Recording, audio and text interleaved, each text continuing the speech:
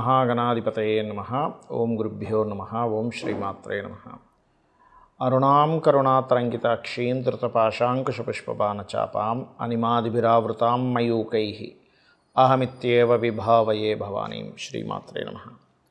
ప్రేక్షకులకి ఆ లలితాంబిక అమ్మవారి యొక్క అనుగ్రహం పరిపూర్ణంగా కలగాలని మనస్ఫూర్తిగా కోరుకుంటూ మనం ఈరోజు చేస్తున్నటువంటి ఈ కుజ మార్పు వల్ల ఎటువంటి ఫలితాలు ద్వాదశ లగ్నాల వారికి లేదా ద్వాదశ రాసుల వారికి జరుగుతాయనే విషయం మనం తెలుసుకుందాం. అందులో కొంత మంచి ఉంటుంది, కొంత జాగ్రత్త ఉంటుంది. ఈ కుజుడు కరెక్ట్గా ఈ యొక్క జూలై 28వ తేదీ నుంచి 45 నుంచి 50 రోజుల పాటు కన్యారాశిలో ఉంటాడు. కాబట్టి ఈ రాశిలో కుజుడు యొక్క సంచారం అది అతనికి శత్రురాశి. ఇలా శత్రురాశిలో ఉన్నప్పుడు ద్వాదశ లగ్నాల వారికి అద్భుతమైన యోగము ఉంటుంది, జాగ్రత్త ఉంటుంది. అయితే ఈ విషయాలు చెప్తుంది నేనైనప్పటికీ కూడా చెప్పిస్తుంది సాక్షాత్ లలిత అమ్మవారిగా భావిస్తూ ఒక్కొక్క లగ్నం గురించి మనం తెలుసుకుందాం. మేషరాశి వారికి కనుక చూసుకున్నట్లయితే మేష లగ్నాధిపతి 6లో ఉంటున్నాడు వెళ్ళి, అంటే శత్రువుపై జయాన్ని, కాంపిటీషన్ రిలేటెడ్ సంబంధించిన వాటిల్లో కలిసి రావడము, గేమ్స్ స్పోర్ట్స్ ఆడేటువంటి ముఖ్యంగా స్పోర్ట్స్ రంగాల్లో ఉండేటువంటి వారికి చాలా చక్కటి యోగాన్ని ఈ కుజుడు 6లో ఉండి ఇస్తున్నాడు. అదేవిధంగా మరొక విషయం ఏంటంటే ఎవరైతే విదేశాలకి వెళ్ళాలి, అదేవిధంగా బిజినెస్లో కొంచెం ఇంపోర్ట్ ఎక్స్పోర్ట్ రిలేటెడ్ సంబంధించిన విషయాల్లో రాణించాలి అని ఆలోచించేటువంటి వారికి ఈ 6వ స్థానంలో కుజుడు ఇప్పుడు ప్రస్తుతం 5లో ఉన్నాడు ఇంతకుముందు వరకు. సో 5వ స్థానంలో ఉన్నప్పుడు ఏంటంటే ఆలోచనలు విపరీతంగా తిరిగిపోతూ ఉంటాయి. ఏమిటిది మిత్రులు శత్రువులు అవుతున్నారు, ఇలా ఉంటుంది. 6లోకి వచ్చాక మాత్రం మీకు ఇన్వెస్ట్మెంట్స్ ఫలిస్తాయి. అందులో ముఖ్యంగా భూ సంబంధించినటువంటి విషయాల్లో ఇన్వెస్ట్మెంట్స్. కాకపోతే ఇక్కడ ఏంటంటే మేనమామ వరస వాళ్ళతోని ఎవరికైనా అప్పు ఇవ్వడం తీసుకునేటువంటి అంశాల్లోని కొద్దిగా ఘర్షణ పడతారు.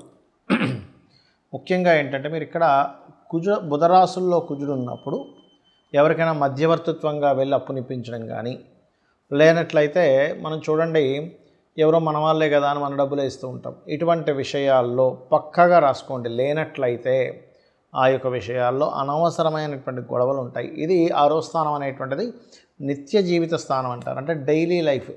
ఈ డైలీ లైఫ్ సంబంధించినటువంటి విషయాల్లో మనకి ఈ యొక్క మాట మాట్లాడడం వల్ల ఏదైనా గొడవ వస్తుందా అని అనుకునేటువంటి అంశాల్లో ఖచ్చితంగా మీరు జాగ్రత్త వహించాలి, గుర్తుపెట్టుకోండి. అదేవిధంగా మీరు మరి చేయవలసిన దేవతారాధన ఏమిటి? పంచమాధిపతి మీకు రవి అయ్యాడు కాబట్టి సూర్య నమస్కారాలు ఎంత మీరు చేస్తూ ఉంటే అంత బాగుంటుంది, సూర్య నమస్కారాలు. అలాగే మరొక విషయం ఏంటంటే సూర్య నమస్కారాలతో పాటు సూర్యుడిని చూస్తూ గణపతి యొక్క ఆరాధన కూడా చేయండి. ఈ రెండు చేసినట్లయితే అన్ని విధాలా మీకు బాగుంటుంది. మరియు వీలైనంత మట్టుకు కందులు దానంగా ఇవ్వండి, కుజగ్రహం దగ్గర దీపారాధన చేయండి, అన్ని విధాలా బాగుంటుంది. అయితే మరి ఈ కుజుడు కన్యారాశిలో సంచరించేటప్పుడు ఎటువంటి ఫలితాలు ఉంటాయి?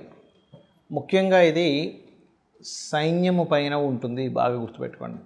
అంటే మన ఆర్మీ ఏదైతే ఉంటుందో, నేవీ ఏదైతే ఉంటుందో, అదేవిధంగా ఎయిర్ ఫోర్స్ డిపార్ట్మెంట్ ఏదైతే ఉంటుందో వారి విషయంలో, లేదా సెక్యూరిటీ రిలేటెడ్ డిపార్ట్మెంట్ రిలేటెడ్ అటువంటి వారికి కాస్త ఛాలెంజింగ్గా ఉండేటువంటివి, సడన్గా వాళ్ళ మీద ఏదైనా అటాక్స్ జరగడము, లేనట్లయితే వాళ్ళు బాగా తిరుగుబాటు చేయడము, అంటే ఆర్మీ పోలీసు ఏదైనా ఈ వెపన్స్ పట్టుకొని అటాక్ చేసేటువంటి వారివి ఇలాంటి సంఘటనలు ఎక్కువగా ఉంటాయి మన యొక్క ఈ కుజుడు కన్యారాశిలో సంచరిస్తుండడం వల్ల. అలాగే భూములకు సంబంధించిన విషయంలో ల్యాండ్స్ చూసుకున్నట్లయితే భూముల యొక్క ధరలు పెరగడం ప్రారంభమవుతాయి కుజుడు కన్యారాశిలో ఉన్నప్పుడు. అయితే ఇక్కడ భూ సంబంధించిన విషయంలో కొన్ని వివాదాలు కూడా ఏర్పడతాయి. అందులో ముఖ్యంగా రాజకీయ నాయకుల యొక్క ఇన్వాల్వ్మెంట్ వల్ల కావచ్చు, లేనట్లయితే గతంలో ఏదైనా గవర్నమెంట్ ఇది అలాట్ చేసేసింది మళ్ళీ తీసుకుంటున్నారు ఏంటనేటువంటిది గవర్నమెంట్కి ప్రజలకి భూ సంబంధించినటువంటి విషయంలో. ఎందుకంటే ఇక్కడ కన్యారాశి కానివ్వండి, వృషభ రాశి కానివ్వండి, మకర రాశి కానివ్వండి, భూతత్వ రాశులు అంటారు. అందులో ఆ భూతత్వ రాశుల్లో ముఖ్యంగా రవికి కన్యారాశి మంచిదే, అందులో ఎటువంటి సందేహం లేదు. కాకపోతే ఎప్పుడైతే కుజుడితో కలుస్తాడో రవి, ఎందుకంటే మనకి ఇక్కడ ఎండింగ్లో కలుస్తాడండి, స్టార్టింగ్లో ఏం కలవడు. ఎందుకంటే మనకి జూలై 28వ తేదీ ఈయన కన్యారాశిలోకి వస్తే ఆయన వచ్చేసరికి ఆగస్ట్ ఆల్మోస్ట్ సెప్టెంబర్ ఆ టైంలో వస్తాడు. సెప్టెంబర్ 17, 16, 17 ఆ టైంలో రావడం జరుగుతుంది. కాబట్టి ఏంటంటే ఈ సమయంలో సెప్టెంబర్ ఆఖరి సమయంలో మాత్రం కాస్త ఈ గవర్నమెంట్ ఈ భూములకు సంబంధించిన విషయంలో కొన్ని ఘర్షణ యోగాలు ఇవ్వనున్నాడు అక్కడ. మరి ఈ కుజుడికి కొంతమంది కుజ సంబంధించిన విషయంలో కొన్ని రాంగ్ కాన్సెప్ట్స్ ఉన్నాయి. ఏమిటవి అంటే లగ్నం నుంచి, అది కూడా మీ లగ్నానికి శుభుడైతే ఎటువంటి కుజదోషం లేదు, పాపి అయి పాపగ్రహాలతో కలిసి ఉంటే మాత్రమే కుజదోషం. చాలామంది తెలియక దీన్ని లగ్నం నుంచి, రవి నుంచి, అదేవిధంగా చంద్రుడి నుంచి, శుక్రుడి నుంచి కూడా చూసేసుకుంటుంటారు. అలా చూడకూడదు కుజదోషాన్ని. కేవలం లగ్నం నుంచే చూసుకోవాలి.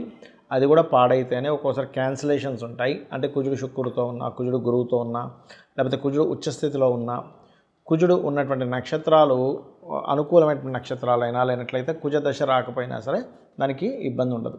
అలాగే మరొక విషయం ఏంటంటే కుజుడు కొన్ని లగ్నాలకు మాత్రమే పాపి, కొన్ని లగ్నానికి శుభ్రవుతాడు. ఏ లగ్నాలకు శుభ్రవుతాడంటే మేషము, కర్కాటకము, సింహము, వృశ్చికము, ధనస్సు, మీన లగ్నాలకు శుభుడు. మిగతా 6 లగ్నాలు ఏవైతే ఉంటాయి, వృషభ, మిథున, కన్య, తుల, మకర, కుంభ లగ్నాలు పాపవుతాడు శని, కుజుడు.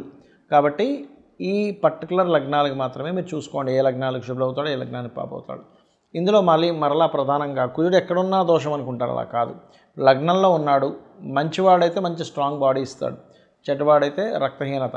2వ స్థానంలో ఉన్నాడు కుజుడు. మంచివాడు అనుకోండి, మీ లగ్నానికి శుభుడు బాగున్నాడు అనుకోండి, భూమి మూలంగా ధనయోగాన్ని ఇస్తాడు. బాగోపోతే భూమి మూలంగానే ధనహీనత, కుటుంబ సభ్యుల్లో గొడవలు ఇస్తూ ఉంటాడు.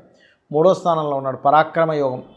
బాగుంటే, బాగోపోతే మీరు ఏం మాట్లాడినా గొడవలు అవుతూ ఉంటాయి. 4వ స్థానంలో బాగుంటే భూములు అద్భుతంగా సంపాదిస్తారు, కానీ బాగోపోతే భూములు పోగొట్టుకోవడం జరుగుతూ ఉంటుంది, భూములు ఎవరైనా కబ్జా చేయడం జరుగుతుంటుంది. అంటే ఇక్కడ ఏంటి, కుజుడు బాగున్నాడా బాగోలేడా, పాపి శుభుడు ఒక ఎత్తు అయితే బాగున్నాడా బాగోలేడా అనేటువంటి దాన్ని చూసుకోవాలి.